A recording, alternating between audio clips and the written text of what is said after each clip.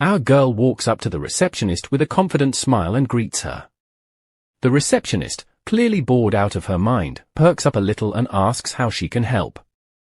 She explains that she found a wallet and wants to return it personally because there's something she needs to confirm with the owner. The receptionist nods, probably just relieved it's not another guest asking for free spa vouchers. As she turns to leave, her earpiece crackles to life. Her teen voice comes through, asking if she managed to get inside. She smirks and tells him it was easy, thanks to the wallet she lifted off their target. He reminds her not to lose it and to return it after the job. She mutters a sarcastic thanks, under her breath. Inside, she learns the guy is holed up in one of 3 VIP suites, fancy rooms funded by not-so-fancy money. She takes a quick glance at the ID in the wallet, trying to match the face. Just then, someone behind her says coolly, "Stalking's a crime, but theft's a bigger one." She freezes, turning around slowly like someone caught stealing cookies. Standing there is a man who looks eerily familiar. She blurts out that it's a misunderstanding and that she's actually trying to return the wallet. She asks if he's the owner. He doesn't answer immediately, just raises an eyebrow, making her even more nervous. As she offers the wallet, she notices a ring on his finger. Her heart skips. Her mind suddenly jumps to the past, Yu-jin, that annoying but charming man who used to like her. Back then, he had said it wasn't an easy confession. He'd grabbed her hand and told her he'd made up his mind, she just had to make hers. There was a ring then too. They had hugged. He had whispered that his heart only responded to her voice. Kang-hee. Snapping back to the present, she hands the wallet to the man and reminds herself that this guy just resembles Yu-jin, it's not him. She tries to shake the memory off, but her earpiece is still on. Another team member reports that someone just entered the VIP elevator. She acknowledges it and tells him they'll move in 5 minutes. Her team leader checks in again, clearly suspicious. What if it's not their guy? What if the hotel turns uncooperative? What if this is all just a giant mix-up? She says she'll take full responsibility if anything goes wrong. He tells her to hurry, he can only buy so much time. She turns back to the man and blurts out that she's a cop and asks for his help. Naturally, he's confused. She quickly explains and says it would help if he could pretend they're together. Like a couple, he asks, amused. She's clearly flustered but nods. He jokes about picking a party theme because apparently, he's in the mood for roleplay now. She tries not to roll her eyes but also admits silently, he's ridiculously attractive. He suggests they act like lovers. It's a hotel, after all. She agrees, thinking it might just work.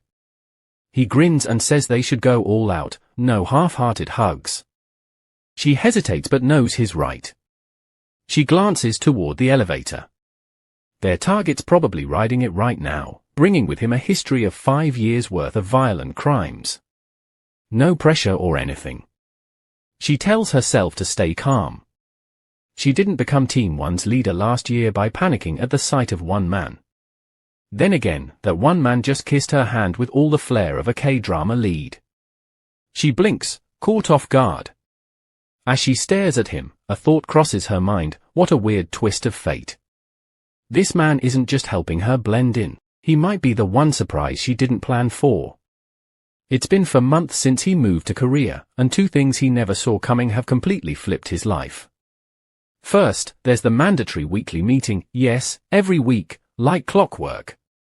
And second, even though he came as a designer, somehow he's become a public figure, practically a celebrity, all thanks to some advertising campaign that blew up.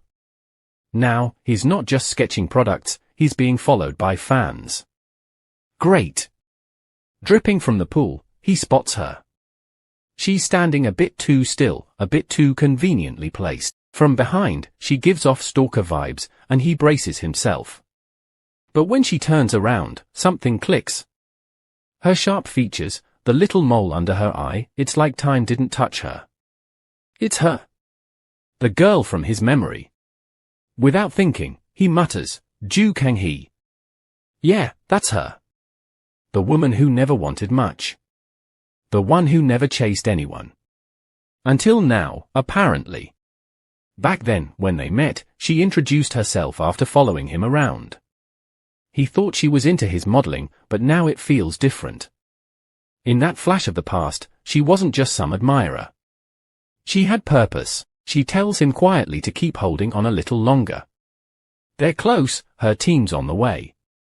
Meanwhile, things get a little cozy, a little too romantic, and then, boom, someone passes by the room. She tightens her grip and urges him to keep his cool. Soon enough, her team barges in like it's a movie scene. There's a scuffle, she trips, classic dramatic timing, and within seconds, the suspects are pinned. Her team reads them their rights like they've been rehearsing, telling them everything they say can and will be used against them in court. She turns to him, thanks him for the help. He just grins and says he's happy to assist the detective, even if he's just a pretty face today. That's when he drops the bomb, "You're my partner today." She's like, partner? Lady was not expecting that. And to be fair, she's not wrong to panic. This isn't a coffee shop they're in. It's a hotel. A whole hotel. She starts muttering to herself, wondering how she's supposed to take responsibility for this situation. He, with zero shame, tells her that tossing around the word responsibility like that might land her in deeper trouble. But hey, he's enjoying this. To calm things down, she whips out her ID card and flashes it like it's a get-out-of-awkward-free card. "Will this make you believe me?" she asks. He blinks. "An ID card? That's a bit much, don't you think?" But she insists. Says he should hang on to it until things are sorted. Her teammate, Choi Hyun-oh, walks over mid-scene, sees them looking questionably cozy, and naturally asks what's going on. She quickly explains that it's fine. This guy, Yo-ha-jun, helped with the arrest. She even adds that if he tries to run off with her ID, she'll hunt him down. Tracking's basically her side hobby. He laughs. She's serious. Then Choi gives Yo-ha-jun a look. That face, it's familiar. Wait, isn't this guy the Yo-ha-jun? Industrial design prodigy? Model? TV personality? Apparently, yes. The man is basically everywhere. She acts surprised, but he knows she recognized him earlier, she just didn't want to admit it. Cut to a restaurant. Whispers and stares start floating around. Isn't that Yo-ha-jun? The guy from the Maybach Opera commercial? Yeah, the one with the face sculpted by angels and edited by Photoshop. Then a woman walks in, looking polished in her uniform. He compliments her, says the outfit suits her.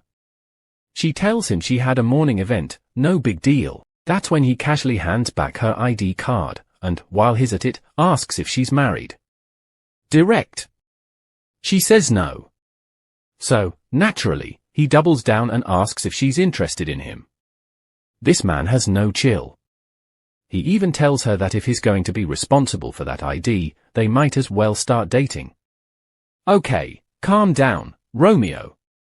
He admits, sort of, that this whole thing? Changing his schedule, showing up today? All of it was just an excuse to see her again. She looks at him like he's lost his mind. But he's not joking. In fact, he's convinced he's genuinely into Kang-hee. Then his phone rings. He steps away, picks it up, it's his grandfather. And hoo boy, Grandpa is not happy.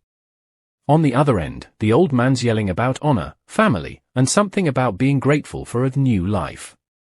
Typical dramatic elder energy. He asks if the meeting was cancelled. Yo-ha-jun just stays silent. Grandpa pushes again. And that's when Ha-jun starts to wonder, what's this new life really about? Is it just endless meetings, good looks, and suddenly needing to get married like it's a duty? He sighs. Some things, it seems, don't come with a manual, not even for world-class designers. He walks back to her, apologizing for making her wait. Sitting down, he pauses when she asks how she can take responsibility. Staying silent for a moment, he eventually asks her to marry him. To his surprise, she laughs instead of gasping. She looks at him, thinking, Yo Ha-jun, only 27 and already chief creative officer at Daimler. A renowned oriental designer with a face that could make statues jealous. What's so weird about a man like that proposing to her? She suggests they look at the ring first, so he raises his hand, asking if she thinks there's another woman involved. She quickly denies it, but he smirks, teasing that there's nothing more fascinating than a ring. After all, why would he propose to a detective? She's convinced he fell for her, but he shakes his head and says he'll be honest. He reminds her that she left her ID card with him when they first met, basically giving him a reason to see her again. She calls the male lead, joking that he looks familiar. Does he think that's even possible? She presses him for the truth, wanting to know where the ring really came from. She knows something's up. Before she can dig deeper, he interrupts, saying if she's so curious about the ring, she should just keep meeting him. He's already discovered that their images match perfectly. Frustrated, she stands up and warns him never to see her again. He stays seated, watching as she storms out. Later, a car pulls up in front of a building while rain falls hard. She tells her colleague she'll stay in the car since the chief is resting inside. He walks out with an umbrella, leaving her alone with her thoughts. She clutches her necklace, feeling an ache in her chest. She softly calls out, Shin Yu-jin. She misses him so much.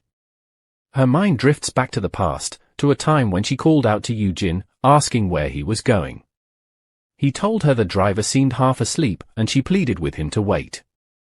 She knew how hard it was for him to keep his feelings hidden, to love her from afar. She promised herself that no matter how much it hurt, she'd treat him well. She called his name, tears streaming down her cheeks as she covered her face. Her colleague snaps her back to the present, grumbling about how heavy the rain is. He glances at her, saying she looks half alive, like a ghost. She hasn't been home in days, and it shows. He suggests they leave the memo until tomorrow, but she insists on handling it now. Instincts, she says. He sighs, muttering about those troublesome instincts. She playfully knocks him on the head, and he yelps, calling her a violent woman. She teases back that she has plenty of men in love with her anyway. He scoffs, saying they must be aliens, and she tells him to shut up. They arrive at their destination, and she steps out of the car, determined to take responsibility. He warns her she might be demoted to the countryside if she's not careful. She shrugs, she's not backing down. Judge Kim is apparently looking for her, and her colleague calls her team leader, but she ignores him. Standing in front of a door, she hears someone behind her. A voice, casual and curious, asking if Detective Ju has business there too. She turns to see the male lead. He jokes about her showing up just to eat. She's startled but quickly regains her composure, saying she's here for work. He raises an eyebrow. At this hour? She says she doesn't get breaks. She asks if he can help her, maybe get the memo from the judge's office. Does he think he can do that? He says he'll give it a shot. She wonders what he'll want in return, silently praying he doesn't say marriage because she might just explode. He folds his hands together, a mischievous twinkle in his eyes, and says all he wants is. The male lead casually mentions they're just having one dinner, and the female lead's eyes go wide. One dinner and that's it. She looks at him like he's dropped a bomb, and he teases if she thinks he'd propose again. He doesn't make a hobby of pushing people around. If she wants to come to him, she'll know. With that, he holds the door open, and she glances at Chief Kim, thinking she's not ready for any of this. Chief Kim seems caught off guard but plays along. The male lead walks in with her, beaming when he spots Chief Kim. He greets him with a bright smile, calling him CEO Yo, and apologizes for being forward, explaining the detective needs a memo urgently. Chief Kim waves it off, insisting it's no trouble, and adds that there's no need for formalities. The male lead says he's been rooting for Detective Ju for a while, and the female lead, watching them banter, can't help but smile too. Then he brings up that he once proposed to her, and she looks like she might just faint. In her mind, she's convinced Chief Kim planned this dinner to set her up with Ha-jun. Chief Kim looks downright rattled by this twist. Back in the car, her colleague is buzzing with excitement, saying it's just like their team captain to crack the case again, though he's frustrated he can't prove it. He presses her for details. What's the secret? She hesitates, then says she's been pretending everything's fine with her husband and even warming up to her in-laws, though they've been ghosts until recently. It's definitely suspicious, but she admits she's been talking to her half-brother for a few months. At the crime scene, a room locked up tighter than a vault, she and her colleague piece things together. Her colleague's eyes widen, then he says the older brother's confession changes everything. Should they go after the real culprit now? With an arrest warrant in hand, she gives a tired sigh. He raises an eyebrow and asks if she's not pumped to catch the criminal. She says Hyun-oh is still young, and she wonders if he even gets how it feels to be caught up in this mess. Sure, things worked out, but did she scrub everything clean enough? He asks if the team leader knows what she's hinting at, and she says that's a bit too close for comfort. Back at the station, a male officer walks up and asks about the warrant process. Apparently, 3 days ago, they got a notice to handle things by the book. She thinks he's holding a grudge and decides she needs a coffee break. While she's walking, her phone rings. It's someone calling to see if she'd be happy to hear from her fiancé. She's stunned. Fiancé? She demands to know what he means. He teases her about the wedding photos she once posed for but never got to use. She remembers the stormy rain, comparing it to Yu-jin's tears. Melodramatic, sure, but heartbreak can be like that. The chief said he'd handle the fiancé, and she thinks it's none of Prosecutor Choi's business. Choi, of course, thinks marriage would fix everything. She calls him nuts. She tells him to quit joking around or she's hanging up, but he stops her mid-coffee pour, asking who's the one that pushed her to go to the chief. She's baffled. Who is crazier than him? He invites her to lunch instead of dinner, offering a smirk as he asks if she's really going to eat all that food herself. She retorts she's working it off with exercise. He teases her to show him the workouts and hobbies she's so busy with. She quips that she's exhausted as a police officer, and he jokes the easiest way to fix her stress is marriage. She's baffled by his sudden switch to informal language. He says it's because they're the same age. She just stares at him, not hungry anymore, and stands to leave. He looks at her, telling her it's nice to see her eat well anyway.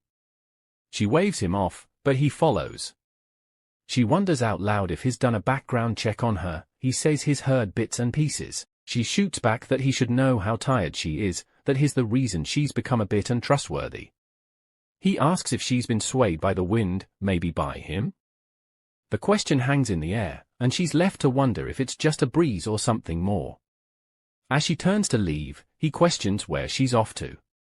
After all, he's paid for her meal, so she should at least buy him a coffee. She whips around and demands to know why he's been hiding that ring of his. He smirks and asks if she remembers what kind of relationship they had, claiming they weren't even friends. She stands there, eyes narrowed, and insists he tell her why he's never properly shown her the ring. He calls her obsessed. She scoffs, wanting to know when she's ever acted that way. He says every time they meet, even though he's always looking at her face, she's only looking at his ring. She falls silent, then asks why he's always staring at her face.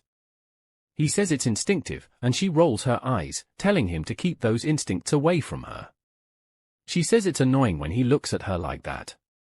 He only chuckles, saying instincts are irresistible. She retorts that humans have minds to control their instincts, so it's not an excuse. But she guesses he must have an artificial intelligence for a brain instead. He smirks and teases if she wants to guess which he is. As a celebration of them becoming friends, she challenges him to prove if he's really an instinct-driven beast or a man who's controlled by his mind. She wants him to share this little secret as a souvenir of their new friendship.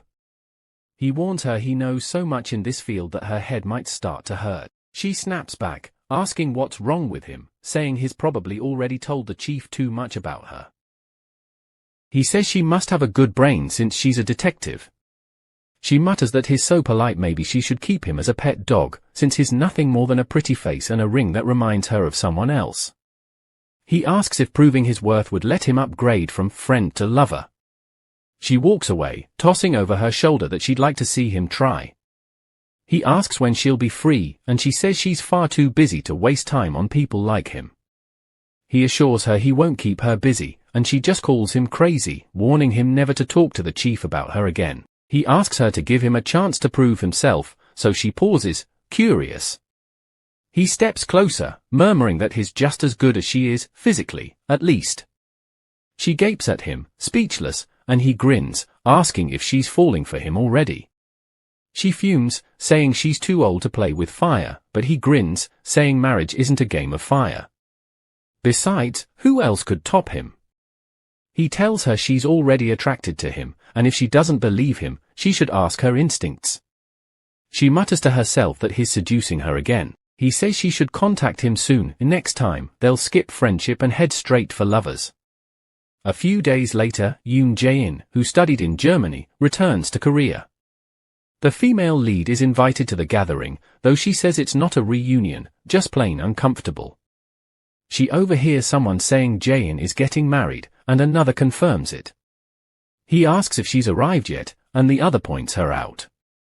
Jae-in greets everyone, looking stunning in a bright dress. They compliment her, and she thanks them, her eyes landing on Kang-hee, who she calls over to sit with her. Jae-in remarks how long it's been, and the female lead agrees, it's been ages. Jae-in mentions hearing she was promoted to inspector and says it's impressive. The female lead brushes it off, saying it just means more work and a slightly bigger paycheck. Jae-in says she's proud of her, calling her a talented detective. The female lead thinks to herself that Jae-in acts like she's the only granddaughter of a handsome parliamentarian and a violinist, with all the grace of a swan. Jae-in apologizes for saying bad things in the past, admitting she regretted blaming her for Yu-jin's death. The female lead says it's all in the past, but Jae-in asks if they can be friends again. She firmly tells her they were never friends to begin with. Jae-in sighs, asking if that means she won't come to her wedding, and the female lead says she will if she's not too busy. Then, a woman cuts in, urging Jae-in to share about her fiancé. Jae-in says he's not her fiancé yet, the families are still talking. She's asked what kind of man he is. She explains he used to work for Daimler in Germany but came back to Korea for business. His name is Yo-ha-jun, and he's become quite the popular figure. The female lead freezes when she hears the name but stays quiet. Another man jumps in, saying he's even more popular than celebrities. He heard Ha-jun was seen on a date recently, and Jae-in sighs, revealing that he doesn't want to marry her. She says it would be a waste for her talents to rot in marriage, especially in a strict, conservative family. He's looking for a wife who's simple and obedient, someone who can sacrifice everything for his family. She says she's just not that girl. The female lead thinks to herself that now she finally understands why she never managed to get close to Jae-in. There's always a girl like her, someone so ready to put herself on the line for the man she loves. But she tells everyone that she can handle things herself, no need to worry. Even the elders of the Ha-jun family like her, which, as it happens, makes Ha-jun himself start thinking seriously about marriage. The female lead, Kang-hee, has a little moment of realization. Maybe that's why she hasn't heard from Jae-in since she scolded her in the street. Things must be going smoothly with Yoon-jae-in. Right? Then there's a guy who asks Jae-in to tell Ha-jun to come over, and a lady quickly jumps in, all excited, saying she'd love to see him too. Jae-in, trying to play it cool, tells them she'd be thrilled to, but Ha-jun is busy lately. It's barely been a few months since he moved to Korea, after all. Kang-hee pipes up, saying he's not that busy, which makes Jae-in turn to her, raising an eyebrow. Oh really, she asks. Kang-hee just shrugs, saying she's met him several times. Jae-in blinks. Why on earth would you meet with Ha-jun? Kang-hee's voice drops like a bomb. He plans to marry her. Everyone around gasps. Kang-hee explains that, after hearing her story, she became curious herself.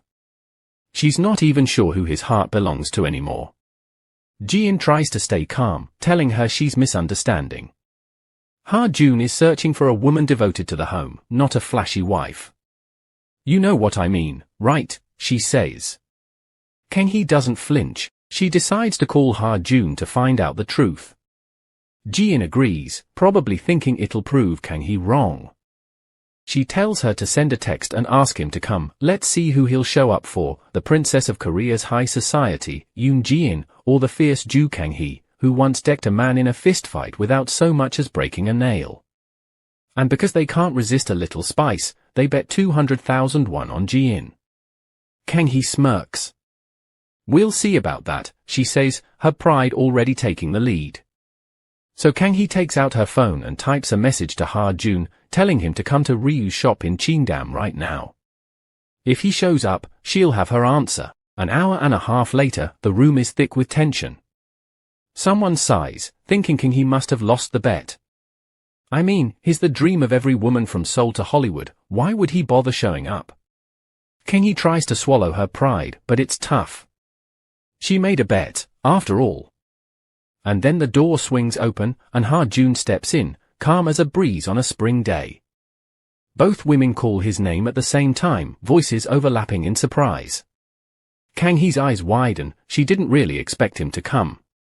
Ha-jun smiles at her, saying he missed her. He pulls up a chair and sits down, legs crossed with that effortless style of his. He calls her by her full name, Jew Kang-hee, and asks if she's going to make him her official lover today, is only here because of her message. Ji-in's mouth drops. She stands up, calling his name in disbelief. She tells him it's just a class reunion, why doesn't he think about how she looks, showing up like this? Ha-jun, ever the gentleman, says he greeted her first just to keep things polite. But Ji-in doesn't stop. She heard he proposed to Kang-hee, she wants to know if it's true. Ha-jun doesn't hesitate. It's true, he says simply. Ji-in, still in shock, asks why. He admits he wasn't interested in marriage, at least, not until he met Jew Kang-hee. Around them, whispers fill the air. People wonder, did Ha-jun just choose Kang-hee over Ji-in? What's going to happen to Ji-in now? Ji-in turns to Kang-hee with trembling hands, apologizing, saying she thought Kang-hee was lying. She really likes Ha-jun, that's why she's lost her mind. Tears fall as she calls herself a terrible person, she even goes to her knees, begging Kang-hee to turn Ha-jun down. She's still hung up on Yu-jin, didn't she say she couldn't live without him? But now, she's confessing she can't live without Ha-jun either. Kang-hee looks at her, then back at Ha-jun. She tells him she can't upgrade him to her lover right now, she'll look like a bad woman in front of everyone. Ji-in thanks her, wiping her tears and apologizing to the group before rushing out the door, ignoring people calling her back. Kang-hee stands up, ready to leave too, but Ha-jun stops her with a question. Are you really giving up like this? He asks, his voice low. He wonders if she's curious about the ring, he's sure she has questions. Kang-hee just looks at him and walks out without saying a word. Outside, she runs into Ji-in, who spins around, assuming Kang-hee followed her to apologize. Kang-hee shakes her head. I don't feel sorry for you, she says firmly. Ji-in frowns, asking what she's talking about. Kang-hee's eyes harden. She tells her to keep hanging around Ha-jun and not to miss any chance, that's her final gesture of friendship. Ji-in looks confused, asking what she means by that. Kang-hee doesn't flinch. I'm declaring war, she says. She's interested in Ha-jun too, and so, with that final declaration hanging in the air, the two women walk away, their footsteps echoing with all the unsaid things between them. The sting on Kang-hee's cheek still burns as she reels from Ji-in's slap. Her mind struggles to catch up, her thoughts swirling like a storm. Did she just get slapped? She gapes at Ji-in, unable to find her voice as Ji-in's sharp tone slices through her confusion. Ji-in demands to know what qualifications Kang-hee even has, questioning why she's always glued to a man. Kang-hee blinks, trying to process. Who's her man supposed to be anyway? Ji-in's words drip with contempt, mentioning how Kang-hee always ruins everything just when things are about to settle. Yu-jin, Ha-jun, no matter the man, Kang-hee always seems to be right in the middle. Ji-in declares she won't let Kang-hee take Ha-jun away too, and if she tries, she'll never forgive her. Kang-hee clenches her jaw, her cheek throbbing. Before she can snap back, Ji-in tells her not to lose in front of her. Just then, a guy strolls up like he's been summoned out of nowhere, joking that if she calls him, he's here. Ji-in throws Kang-hee one last parting shot, saying Ha-jun is as dangerous as Yu-jin and Kang-hee should remember that well. Kang-hee gulps, a quiet "oh god" slipping out as Ji-in sweeps into her car and speeds off, leaving nothing but a whiff of expensive perfume and that stinging slap.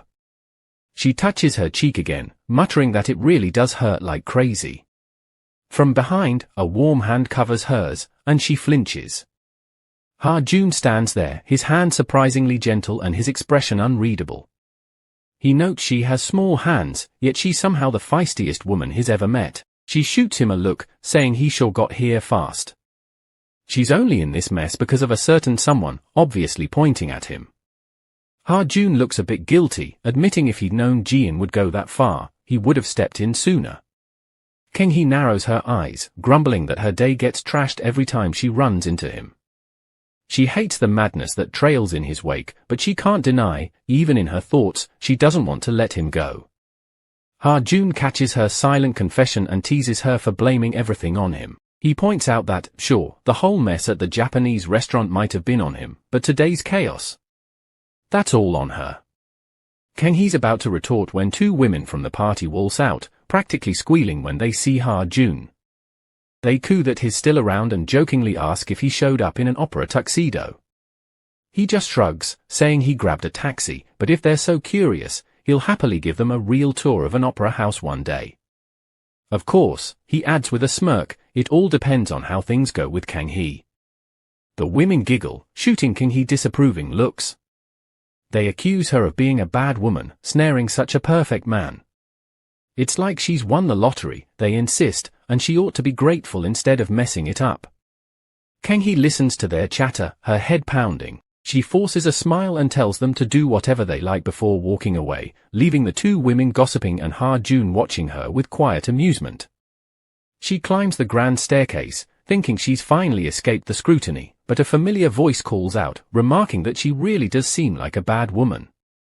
She turns to see Ha-jun following her, his tone softer now that they're alone.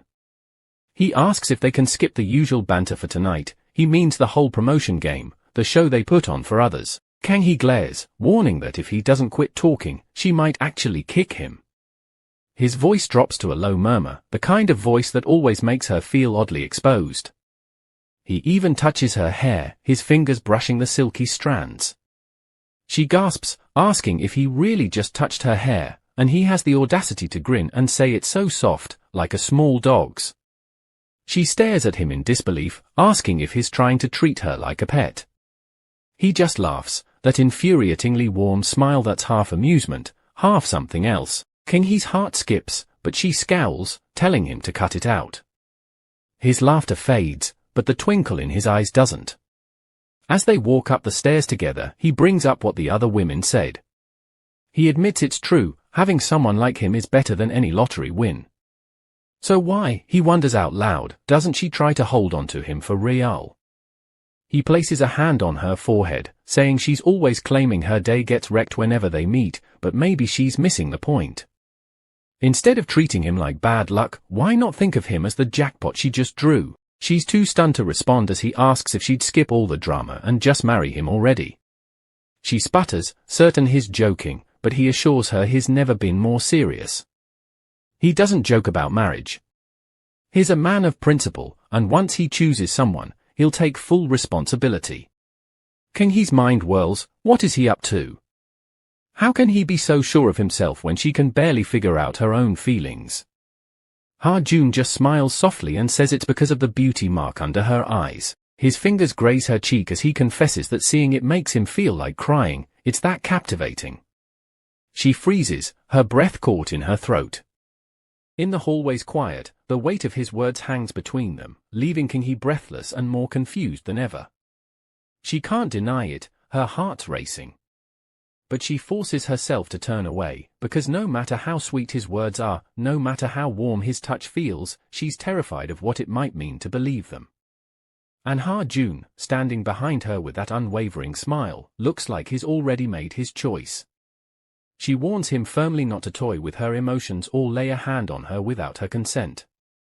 They aren't even an official couple, not yet. She reminds herself that this madness she's feeling? It's too early for that, not yet. Jian once told her that talking to him was dangerous. Does that mean she should keep her distance? When she tries to explain this to him, he just stares at her like she's speaking nonsense. She insists their relationship is destined for disaster, they're oil and water, nothing good can come from it. He doesn't respond, just gives her a patient, knowing smile. She accuses him of being bad news for her, but he cuts her off, amused, and asks if that means everything she's saying is true. He then teases that is her personal lottery ticket, one she'd be a fool to pass up. When he flashes her that boyish grin, she rolls her eyes but can't help a little smile. So, she jokingly asks if she's allowed to make a wish on this so-called lottery. In her line of work, she's no stranger to chaos. She doesn't always listen to her superiors, preferring to follow her gut, wandering around crime scenes while ignoring strict orders. Her team, the elite SWD unit, handles violent crimes and political entanglements. It's not a squeaky clean operation. There have been mistakes, even scandals where the Chief of Justice himself twisted trials to serve his interests. She dreams of exposing him in a scandal so grand it would send shockwaves through the city. But she knows the Chief of Justice isn't a judge, he's a master manipulator, shielded by the current administration. Unless there's a political earthquake, he's untouchable. So, she sets him a nearly impossible task: prove your worth to me by toppling the Chief of Justice. She's curious, half in disbelief, half in hope. How far will this cocky man go for her? She muses that if he pulls this off, even the prosecutor's fiancé might admit he's worth the risk. And if he does, she promises herself to promote him from lottery prize to a place in her heart. She watches him as he stays quiet, calculating. She wonders if he's thinking of playing dirty.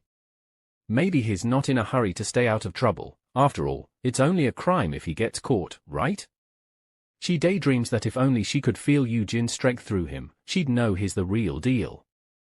Later, sitting on the police bus, she checks her phone and sighs. Of course, he won't call back. She's asked him to do the impossible. It's not even funny, it's just plain annoying. But just then, a man rushes in and calls her team captain. She blinks at him. Lottery win, really? What are you talking about? She demands, still lost in her thoughts. He shows her the latest news story, and her eyes widen in shock.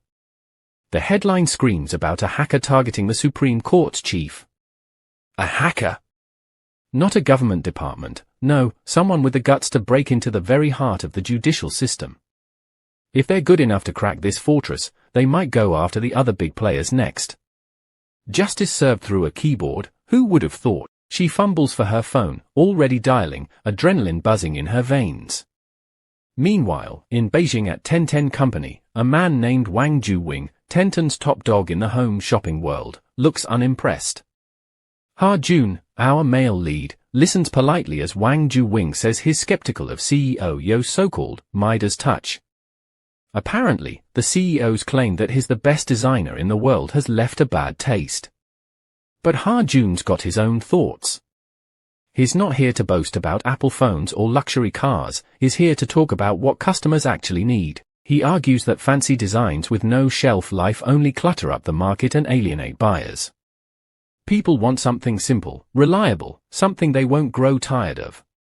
Isn't that what Tenton's new brand is trying to do? Wang Ju-wing studies him, then laughs, clapping his hands in appreciation. Full of confidence, aren't you, he says, but Ha-jun just shrugs it off with his signature calm. Wang Ju-wing claps again, saying the rumors are clearly true. Ha-jun's got both talent and charisma. The meeting ends in polite applause, and Wang Ju-wing suggests lunch next week, adding with a chuckle that his daughter's been nagging him to meet Ha-jun. Apparently, he'd love to have him as a son-in-law. Ha-jun thanks him for the kind offer but declines gently. I'm already waiting on an answer from the woman I want to marry, he says. Wang Ju-wing, curious, asks what if she says no? Ha-jun just smiles. He'll keep trying until she says yes. Wang Ju-wing laughs, saying it's a shame but shakes his hand anyway. As soon as the meeting ends, Ha-jun's phone buzzes with a call from her. She wants to know where he is. He tells her, Beijing, and she teases him about his liver coming out of his stomach, whatever that means. He's puzzled but lets her go on. She jumps straight to the point. It's about the Supreme Court chief, isn't it? Did he have a hand in that scandal? He confirms it's true, but that's not all. Doesn't she remember what she asked him to do? That promotion she's been dangling in front of him? She says she has something important to tell him, and if he still wants that promotion after hearing it, he'll get it, right here, right now. She asks if they can meet today, and he agrees, despite the distance. She reminds him that he's in China, but he simply says, if you want to see me, I'll come. It's our first day together, after all. He says he'll be there soon and she should deal with it if she misses him.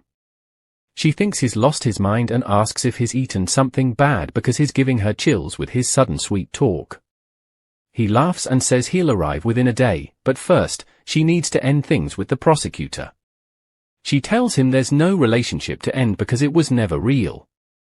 They've been protecting each other out of convenience, nothing more. Her voice carries a tired calm as she tells him he was never her fiancé. He asks her to send her address, and she wonders if he thinks he can just take it like that. She says she'd rather he call her when he gets back. He says he'll be really late when he arrives, and she explains she doesn't usually go home anyway, no need for him to come by because she'll be there at dawn. There's a pause. She tells him not to feel sorry for her just because she's alone. She admits she's sacrificed more than those with families and who can leave work early, but it's all just an excuse. She tells herself all she has left is time and her own strength. When she gets home, sleep never comes easy, so she pushes herself even when she's exhausted. But she doesn't want Ha-jun to see her like that, doesn't want him to know how much she was moved when Yu-jin showed up, because that would reveal a weakness she doesn't want to show. He pulls her out of her thoughts, asking if she's not planning to get married. She says it's not that she's not interested in marriage, and he laughs, telling her he'll change her mind. He says she'll marry him, and she just tells him to look forward to that, not really knowing what other impossible wishes she could even ask for. Meanwhile, at Ha-jun's house, his grandpa, Gap-soo, grumbles that they have time before the wedding, but judging by how things are going, it's cutting close. His grandma, Myung-hee, says once the meeting's set, they should move forward, but Ha-jun should at least date first. That frustrates Gap-soo so much he smacks the table, insisting Ha-jun is perfect, good enough in every way, and that's not just him being biased because he's his grandpa. He says even if matchmaking got complicated, any woman would call him back. Myung-hee agrees he's too perfect, almost causing issues. Gap-soo looks to Ha-jun's mother, Ok-hee, and tells her to find out if Ha-jun's truly happy. She says she trusts him, that he's not the type to lie, and Gap-soo says he knows Ha-jun better than she does, no blood tie needed to know your grandson. Ok-hee gets a message from Ha-jun saying he's off to meet his girlfriend and he'll stop by his parents' house tomorrow. Gap-soo says if a man like Ha-jun is trying to win over a girl, she must be something special. He doesn't know how long it'll take, but he's sure she's worth it. Back at the office, the female lead types furiously at her computer, her teammates watching her like she's sprouted a second head. They know she stayed up all night, but no one dares ask. A coworker mutters that if he doesn't want to get smacked by her, he should just shut up. She's usually like a carnivore at work, biting down on everyone who crosses her, but around Ha-jun, she turns into a nervous rabbit nibbling on letters. She doesn't even know why. Someone jokes about making donations and lighting a fire, but another sighs, saying his 3-year-old says hello to him once, then forgets him if he doesn't see him again, treating him like a stranger. As they talk, she gets a call. Her co-workers freeze as she yells into the phone, telling him she told him to call her, not to show up out of nowhere. They watch her get up, pull on her jacket like she's going into battle, and tell them to leave. One of them blinks, asking if what he saw was real, and another says the sun will still rise from the east tomorrow, so who knows. They're sure it's about a man but aren't sure who. Someone jokes it's Prosecutor Choi. They all decide they're going to protect their fierce team leader no matter what. They head down to the parking lot outside the restaurant, feeling like they're in some kind of spy movie. Meanwhile, she's at the prosecutor's office, the National Police Agency, in a panic trying to cover up a mess. She's trying to find out if the hacker's been paid off personally. He asks if she really thinks he did it, and she tells him she hopes not. If he gets arrested, it won't just ruin him but everyone close to him. He says he knows. She asks if Kang-hee knows, and he groans, telling her not to be dumb. She says he can't just tell her she knows. This whole thing is driving her nuts. The way she's looking at him right now, it's like a wife worried sick about her husband. He reaches out his hand, telling himself that of course she doesn't know the truth. There's a beauty mark near her eye, something about it almost tear-worthy. He asks if she's worried about him, why she's acting like his girlfriend. Before he gets hauled away, he can't help it, it stirs something deep down, something that makes his instincts flare up like a guy who just saw his crush walking by in slow motion. He says he'd go through any degree just to have that beauty, even if it's for a fleeting moment. His words make her fingers pause against her cheek. He's always been a man who trusts his instincts more than reason, and she knows that. The way he says it, it's like he's willing to fight the world for her, but she doesn't let it get to her head. She stays silent, but then she reaches up and pulls his hand away from her cheek. She stares at him, her tone sharp yet curious. "What if I'm just a weirdo?" she asks, her lips curling into a half smile. She wants to know if he'll really tell her the truth or just say what he thinks she wants to hear. He doesn't flinch. Instead, he tilts his head, genuinely intrigued by her question. "What's got you so curious?" he asks, like he's ready for whatever she's about to throw at him. She meets his gaze and asks him how much he paid the hacker. His eyes flicker for a second, and he wonders why that's the thing she's focused on right now. He tries to brush it off, saying it's not important at this moment, but she doesn't let it go. She insists it's crucial. "The higher the pay, the better the work," she says, "and that means the hacker's work will be cleaner, the chances of him getting caught will be smaller. Even if he ends up in jail," she promises to keep her mouth shut. He pulls his hand back, his expression shifting from teasing to serious. He asks if it's right for a detective with such fiery blood, someone who's always been so driven by duty and responsibility, to cover for a criminal like him. If she really believes it's him, she should arrest him, he says. The words hang in the air, and for a moment, neither of them moves. She blinks, trying to figure out if he's just bluffing or if he actually means it. He tells her that if he gets caught, she should come see him in prison. After all, maybe that's all she really wants, to see his face, that face that reminds her of Shin Yu-jin's. He sees the flicker in her eyes, the way she's holding back. Isn't that what she's really after? Just to see that face up close, one last time? She doesn't answer right away, but then she reaches out, grabbing his hand and pulling him along. Her voice is low, a question laced with a challenge. Is it really just a coincidence? He doesn't look away. He tells her the truth, he's laid it all out for her. Now it's up to her to decide, and she shouldn't hold her breath or let her mind spiral out of control. She should calm down. Take a moment. She stands there, taking in every word, letting it settle inside her. Then, after a long, tense silence, she tells him that she doesn't see him as the man she once loved. She sees him as someone else entirely. She asks him to give her the ring he always wears, the one with the face of the man she loved first and last. He doesn't act surprised. He says he already knew. She wonders if it doesn't sting his pride at all, this idea of being a replacement, but he confirms, no, it doesn't hurt him. He'll do whatever she asks. She studies his face, as if she's trying to read the truth behind his calm, unwavering expression. He leans in, lifts her hand, and presses his lips to it. His voice is soft but firm as he asks her for an answer. How far will she let him go tonight? Because he has complete confidence, he says, in his ability to erase that man from her memories entirely. She pulls her hand away, her tone light but steady. She tells him she's fine with just holding hands tonight. She asks him to step back, slowly, and mind his manners. Maybe she's hurt his pride a little? But he says no. She almost laughs at how sure he is. For a man who's ready to be someone else's stand-in, a little rejection doesn't bother him at all. He admits that's the last bit of his pride. It's only a matter of time before even that disappears. She takes a breath, then says they should date. At their age, it's silly to calculate everything on their first date, so she tells him he should try his best. Her first love is dead, gone forever, and if he can erase those memories, she'll marry him. It's not a promise, but it's as close as she'll get. He smiles, clearly relishing the challenge. He says that if that's what she wants, he'll gladly oblige. She likes that about him, how he doesn't flinch, how he's always so sure of himself. He shifts closer, his gaze dropping to her lips. He asks if she put lip balm on, like it's a normal question to ask in a moment like this. She wonders if he's just as eager to test that out, to claim that first kiss, but she doesn't answer. She has put lip balm on, though. Her mind drifts back to what he said earlier, how far she'll let him go tonight. He's so sure, so confident, that he can erase that man from her thoughts completely, but she just stands there, her heart beating steady, her thoughts a swirl of old memories and new possibilities.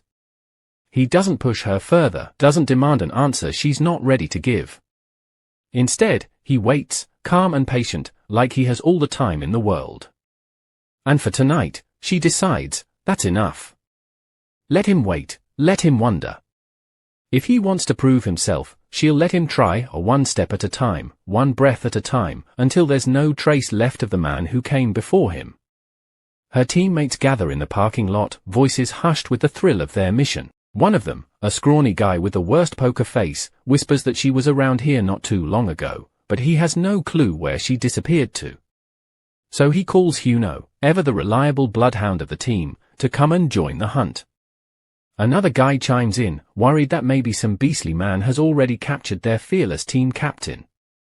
They share a laugh, but their jokes have a bite to them. One of them smirks, saying no man alive could devour their captain, she'd eat him alive first. He's not wrong, and she knows it. She's hiding from all this nonsense, annoyed beyond words. She thinks to herself, these clowns are seriously getting on my nerves. Her lips curve into a smirk as she leans back, letting them believe they're hot on her trail when really she's just around the corner. The chatter outside doesn't stop, though. They're still gossiping about what they saw earlier, her putting on some lipstick and checking her reflection like she was auditioning for a cosmetics ad. One of them nearly falls over from the shock, claiming he's worked with her for 5 whole years and not once seen her with lipstick. He's so flustered he actually has to pinch himself to make sure he's not hallucinating. Ha-jun and Kang-hee, always the nosy ones, are hanging on to every word. She rolls her eyes when she hears that. She's not about to let them believe this fairy tale. She finally tells them that they're just overreacting, it's not lipstick, just a plain old lip balm. She even challenges them, asking if they've ever heard of such a basic product. Her voice is laced with that playful sarcasm she's famous for, but her teammates refuse to let it go. They claim it looked so red, like she devoured a mouse or something. She's about ready to snap, these guys are killing her with embarrassment. In her mind, she's already plotting their demise. She thinks, I swear, I'm gonna kill these idiots. Out loud, she tries to correct them. It's not red, it's light pink, obviously pink, she says with the confidence of a makeup guru. But the male lead, the one who's been watching her closer than anyone, just thinks to himself that she's driving him absolutely crazy. He's not sure if she realizes it, but every word she utters, every little slip of her lip balm, makes him want to devour her in ways he never imagined. Her teammates keep it up, though. They claim it's her terrible taste in men that's the real problem. Any guy who lays eyes on her is bound to fall under her spell, they say. One of them nods gravely, pointing out that the guy at the hotel earlier had definitely been staring at her like she was a prize on a game show. He can't take it anymore, he declares he's calling her, and the others try to talk him out of it, telling him it's too much. But before anyone can stop him, her phone starts to ring, shattering the tension like a cymbal crash. The ringtone is unmistakable, it's the team leader's personal one, and it's coming from way too close for comfort. She's instantly on edge. When the heck did I set it to ring out loud, she wonders, mentally cursing her past self for not putting it on vibrate. She fumbles with the phone, her face burning, and tells the guy on the line that she'll see him later. They should pick up this circus of a conversation later, she says. But he's feeling bold today. What if I don't want to wait until later, he asks, his voice smooth as melted chocolate.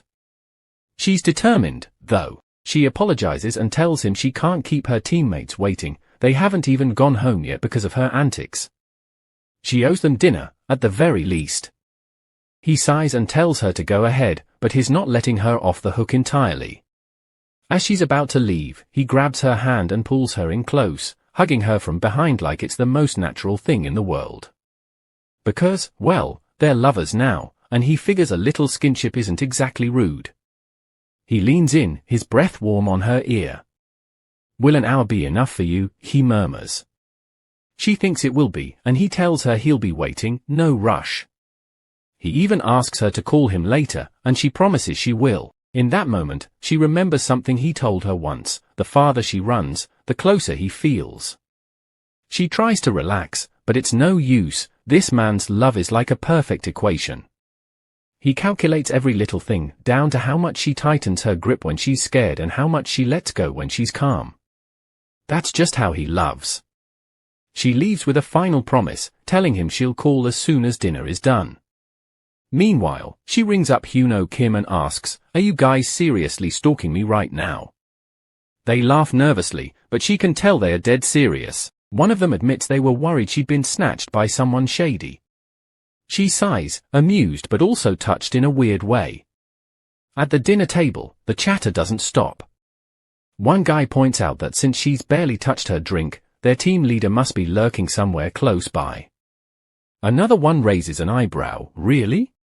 He's that close?" he asks, half believing, half joking.